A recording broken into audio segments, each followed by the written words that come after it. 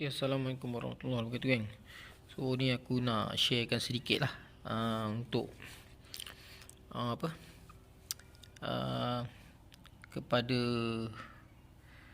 pengguna-pengguna Honor ni lah. So kalau Honor ni di pattern baru, design baru ni, biasanya dia tak ada exit tau.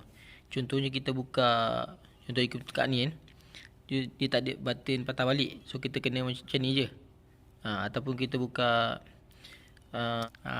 buka calculator, so dia tak ada ni kita kena slide ke kiri macam ni. Dia akan patah balik. Tapi kalau macam mana kita nak letakkan button kat bawah ni, simple dia cara dia. Jom. So kita pergi kat setting dia. Kalau korang tarik tengah ni, dia akan keluar macam ni tau. So korang kena tarik sebelah kanan.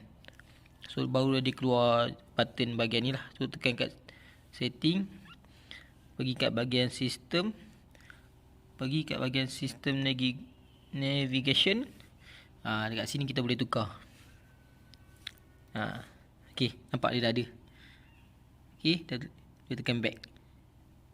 Gang. Tu. Sekarang dah ada. So kalau macam ni senang. Kalau kita contohnya kita nak buka page-page yang kita dah buka tadi, so kita boleh. Tu bagi aku mudah.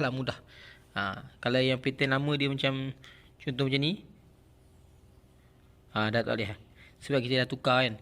So kalau nak tukar balik, pergi balik,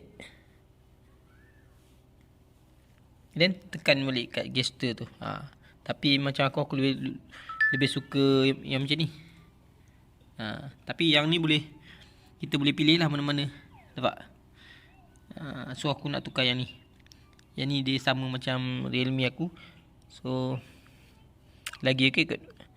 Nampak tak? Kan ni. Okey. Okey geng, selamat mencuba. Assalamualaikum. Bye bye.